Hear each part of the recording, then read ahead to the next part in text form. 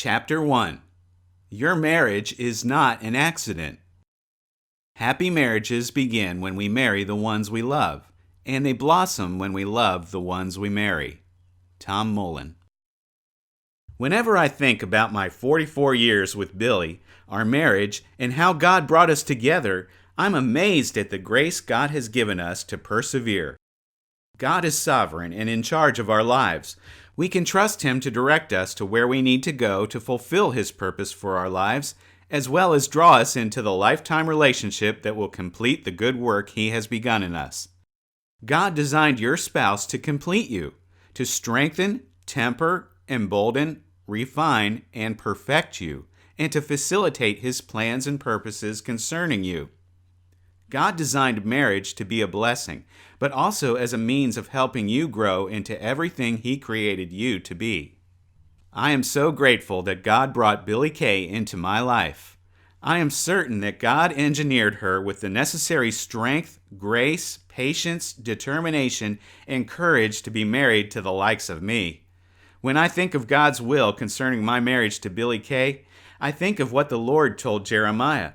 For I know the plans I have for you, plans to prosper you and not to harm you, plans to give you hope and a future. Jeremiah 29:11, NIV. It might not seem like that today concerning you and your marriage, but whatever trials you are going through with your spouse, they are aligned with God's plans to perfect and prosper you, to maximize your greatest potential, to give you a rich present and a rewarding future. However, I am also a realist. I know your marriage today might not be all you had hoped it would be the day you recited your vows to one another. Billie and I have counseled enough couples to know the heartaches that can result from trusting your hopes, aspirations, and heart to another and feeling that person is not being faithful with that trust. We know how marriage can seemingly make a devil out of the very angel you thought you had married. Love and marriage can be funny things. Sometimes the very traits we thought were so endearing and wonderful about our spouse when we fell in love are what drive us crazy about them years later. It is commonly said that opposites attract. But what happens when all of those little opposites turn into big irritants?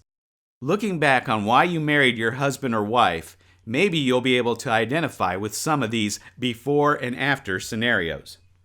Husband to wife. Before. She takes my breath away. After. I feel like I'm suffocating. Wife to husband. Before. I love the way he takes charge of a situation. After. He is a controlling, manipulative, dominating psycho. Husband to wife. Before. I love her unique sense of fashion. After. Is she really going to wear that in public? Wife to husband. Before. It's so nice how he eats everything I put in front of him. After. Is he really going to eat all that? Husband to wife. Before. I love how I'm always the center of her attention. After. I just need some space.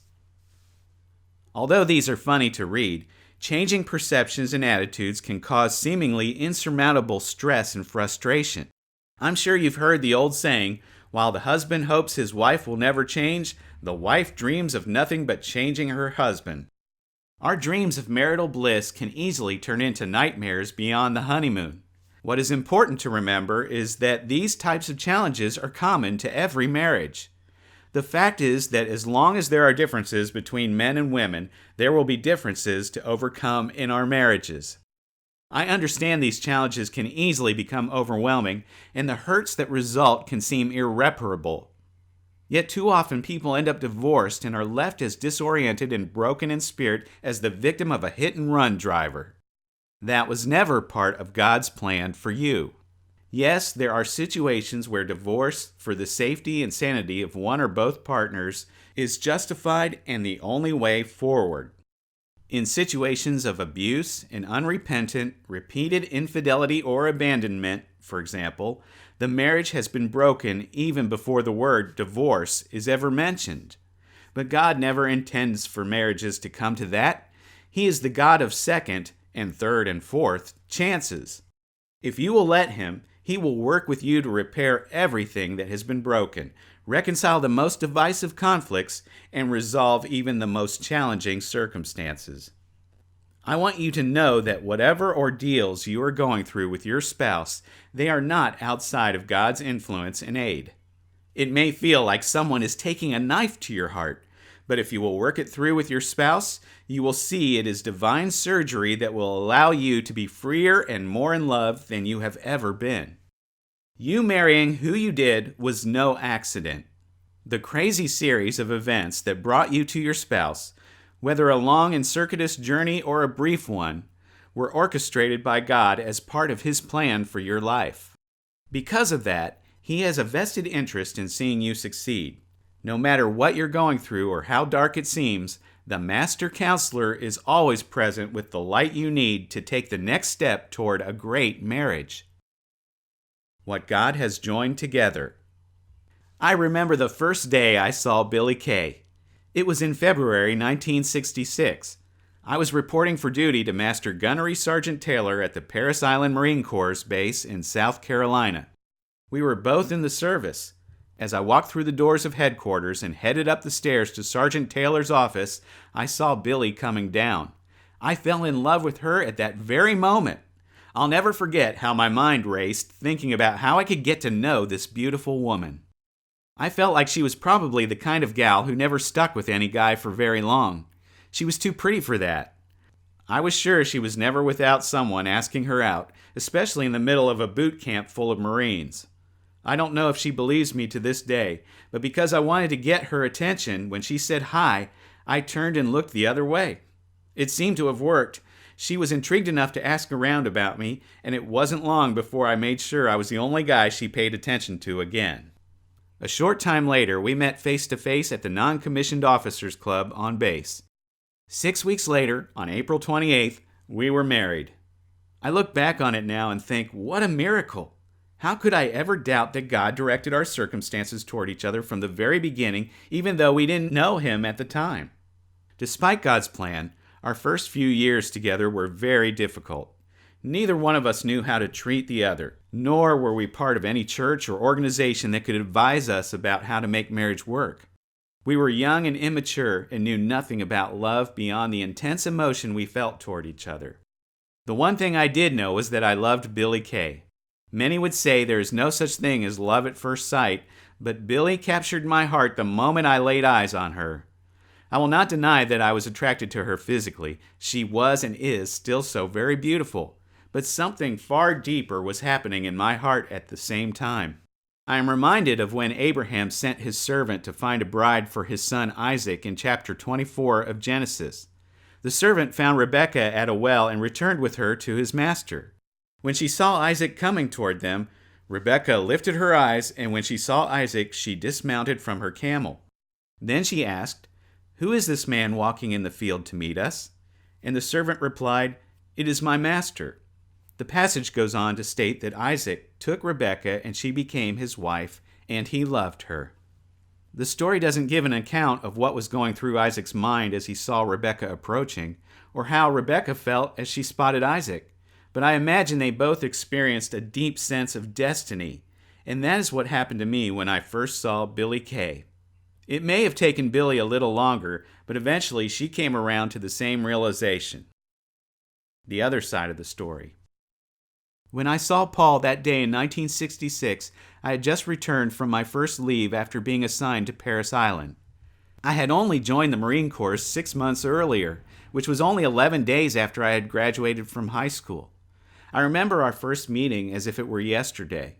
I was walking down the stairs when the new driver came walking up. What struck me first were his beautiful green eyes. I also remember seeing the name on his uniform and not being able to pronounce it. As I was walking down the stairs, I said hi, but he looked the other way as if he hadn't heard me. The next time I saw him was a few days later holding up a wall at the NCO club. He was drunk as a skunk. Believe it or not, I think that was the moment I fell in love with him. How I fell for a man who was drunk, I will never know. I had a profound aversion to men who drank because my dad had been a drunkard for the first 10 years of his and my mom's marriage. I was painfully aware of how my mother suffered because of his drinking. I remember standing outside beer joints with my siblings while Mom wept as we waited for my dad to come out. I would not have chosen to fall in love with someone who abused alcohol, but there I was, falling for this man in a drunken stupor. From that night on, I bugged my friends to help me find a way to date him. Then, one night, we all went to the beach, built a bonfire, and Paul and I ended up talking until morning. We were together every night after that. We were both afraid to tell the other we were falling in love, but once we did, we immediately started talking about marriage. Paul's tour of duty would be up in 6 months, and I wanted to be with him when he began the next phase of his life. The only possible way for me to be discharged at the same time would be if I were pregnant. It seemed getting married as soon as possible was the reasonable thing to do. We planned to get married during the next 96-hour pass we could arrange. We set the date for April 28th. Paul had stopped drinking the last 2 weeks we were dating, and I foolishly figured that meant he would never drink again. We had only known each other a month and a half before we got married, and as young and naive as I was, I thought those 2 sober weeks were enough to prove he was the man of my dreams. After all, I thought, we were going to be a husband and wife and start a family. I was certain he loved me enough to change. I never doubted his intentions or his integrity. Yet the night before the ceremony, his friends threw him a bachelor party, and he drank as if he had never stopped. Then, in a sudden, angry rage, he flew off the handle and started yelling at me. That was the end of the party, and his friends left. We went out and sat in the car to cool off, but he was still mad. He tried to throw our wedding rings out of the window, but somehow I put up my hand and blocked them so they fell to the floor instead. 9 hours later, we were married. You should see our wedding picture. I looked like a scared rabbit. Paul had a volatile temper that intensified when he drank. Not only that, he had a long history of disruptive behavior as a Marine. He had gotten into numerous violent fights and had been busted down in rank 4 times. It was due to his wild behavior that he was sent back to Parris Island as a driver to finish out his last 6 months of duty. Apparently, they didn't know what else to do to keep him out of trouble. Looking back, God was at work all the time bringing us together. He used what seemed to be a series of unrelated events to direct him and me to what would become the path we are on today. Who would have thought that God would use an unruly, undisciplined, drunken Marine to someday counsel married couples and coach business leaders? Who would have imagined that God would use our marriage that started in such a surprising way to bring healing and restoration to hundreds of couples across the nation? Falling in love is not enough. There is no question that Billie, Kaye, and I fell hard for each other, and that falling in love was an overwhelming thing for us. It is certainly not the way we would counsel young couples getting married today. For a while, that falling in love euphoria covered up our differences and irritations, but that didn't last very long. It is as easy to fall out of that kind of love as it is to fall into it. True love, on the other hand, is not about that overwhelming emotion that can blind you. It is something more. It is something that builds a bond between the two of you despite your differences that even overshadows how you feel. Billie and I came from totally different backgrounds. I was raised in northern Maine, and she was raised in southern Texas. I was morally bad. She was morally good. I was out of church. She was in church. I was raised Roman Catholic. She was raised a Baptist. We were from opposite sides of the world in every way. At the time we met, I was coming back from overseas with only 6 months left in my Marine Corps service. She had just finished basic training. They just happened to station me at Parris Island where Billie Kaye just happened to be stationed. I just happened to be assigned as a driver at a recruit classification where Billie just happened to be working. We just happened to meet, happened to fall in love, and happened to marry. But the fact that we have now been married for 44 years didn't just happen. That took some decisive steps on both of our parts. We don't know of any strong marriage that hasn't had some rough or rocky times in the first few years, and that was certainly our experience as well. Marriage is not for the faint of heart. Enduring love is tried and tested by difficult personalities, debilitating setbacks, and sometimes devastating circumstances. Trials and challenges are what make love grow stronger if we commit to working through them. As much as we want to simply fall in love as if it were a hot bath and live happily ever after as if never having to get out of it again, that is not how real love works. There is no mindlessly falling into a lasting love. It takes dogged determination to make it work. Love is not something that overtakes you as much as something you overtake. There are 3 reasons falling in love isn't enough to build a life together. 1. Falling in love is not an act of the will or a conscious choice. Therefore, we have no control over it. No matter how much we may want to fall in love, we cannot make it happen. We may not even be seeking the experience when it overtakes us. As a result, people tend to fall in love at inopportune times and with unlikely people. 2.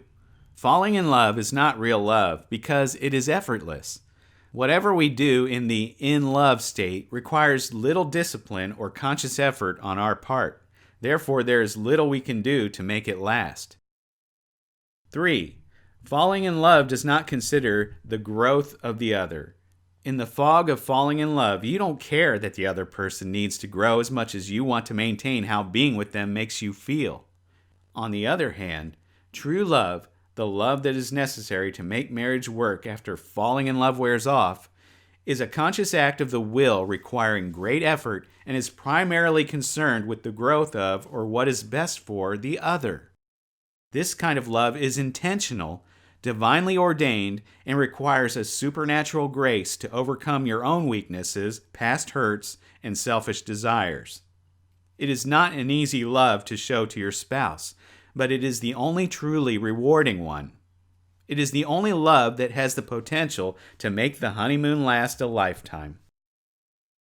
The early years. It seems it was less than a month after Paul and I got married that I became pregnant, even though it wouldn't be until August that Paul would be discharged. As the end of the summer approached, I was nearly bursting out of my uniform, yet the red tape wouldn't allow me to leave the service. Thankfully, my supervisor, the master gunnery sergeant, was an incredibly kind man who told me to stay home and take care of myself. When August came, everything was finally in place for us to leave together, so we made a trip to Texas to visit my family before heading back to Maine where Paul was from. I was visibly pregnant with Gretchen by the time Paul met my parents. My dad was a bit of a character who acted like he thought he was Wyatt Earp. When he saw Paul, he said, "Get over here, Yankee. I want to take a look at you." As I remember him from my childhood, he was always smoking a cigarette and drinking a Dr. Pepper. I think he scared Paul half to death, but once they became better acquainted, they got along pretty well. When we got to Maine, I fell in love with Paul's parents right away. They took me in as if I were their own daughter. That was a good thing too, because I was all alone in a strange place with no other friends or family. When Paul started drinking again, their home became a place of refuge for Gretchen and me. Back then, Paul didn't just drink socially. He drank until he was so stone drunk he was vile and scary. I would quickly get out of the house and take Gretchen to his parents' home until he sobered up.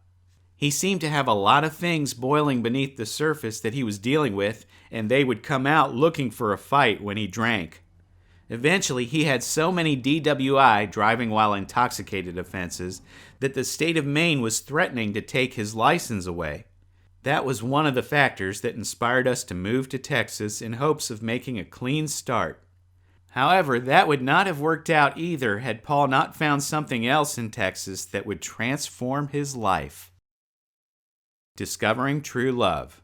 When we got to Texas in 1970, I had made the commitment to Billie that I would stop drinking. It was only a few months later, however, that I ended up in a bar one night, drunk enough to get into a violent fight that could easily have landed me in jail. No matter how badly I wanted to change, I couldn't. I didn't know what to do. Sometime later, Billie's parents invited us to go to church with them in Corpus Christi. It wasn't the first time that Billie and I had gone to church together, but it was the first time I had gone and heard the story of Jesus with my heart, not just my ears. There I was looking for a way to change, and in that church service I heard it for the first time. I heard there was a way to escape the pain and anger of my life, and it had to do with understanding and accepting the love that comes from God alone. You would have thought I would be overjoyed about that, but my reaction was to run, literally. I ran out of that auditorium, but what I had heard didn't leave me.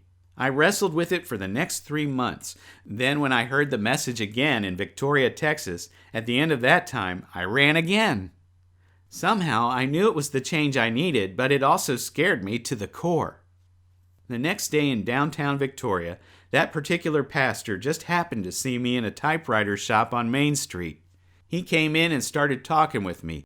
Again, he told me the story of Jesus and how he wanted to forgive me, come into my life, and free me from the mistakes of my past if I would only give my life to him. Again I ran, out of the shop and down the street, but he followed me and caught up with me on the street corner some distance away. He asked me again, "Why don't you let Jesus come into your heart and life and save you?" I avoided his gaze and made excuses, but he kept on asking me the same question over and over again. Finally, I had no more excuses. I broke down right there knowing I needed Jesus. I knew I needed forgiveness, and despite of all my upbringing and past anger, I fell to my knees right there in the gutter in front of my car and asked Jesus into my life. My life truly changed that day. It was so significant I remember the exact date, May 11th, 1971. In an instant, my heart was transformed because of that decision. I would have to make many more tough decisions in the years to come, decisions that would help me grow, but the happiness Billie and I have today started with the decision I made that day on Main Street. The point I want to make here is that meeting God on that street corner gave me the power to overcome myself that I had not previously had. When we moved to Texas, I had promised to turn over a new leaf, only to discover it was rotten on both sides. I couldn't escape myself. But when I heard that message in Corpus Christi, I realized that the reason I couldn't change was because only God could put inside of me what I needed to become the man I wanted to be. I ran scared for 3 months, but God caught up with me in Victoria, and I have never been the same. I immediately stopped drinking, and my violent temper ceased for a while. I started attending church, as well as reading the Bible, listening to tapes, and learning as much about God as I could. That change saved our marriage. I found I had a new love in my heart that overcame my selfishness and began to change me in ways I had never thought possible. Though I didn't fully realize it at the time, I began to know real love and see it transform my life and marriage. I'd like to say things only got better from then on, but the truth is we would have even tougher times to face in the coming years. However, I can say the troubles we had before that time were because I didn't know any better. In some ways, I was like a scared, injured animal striking out at anything that moved, while the troubles we would face later were because I didn't choose to exercise what I had come to know as real love.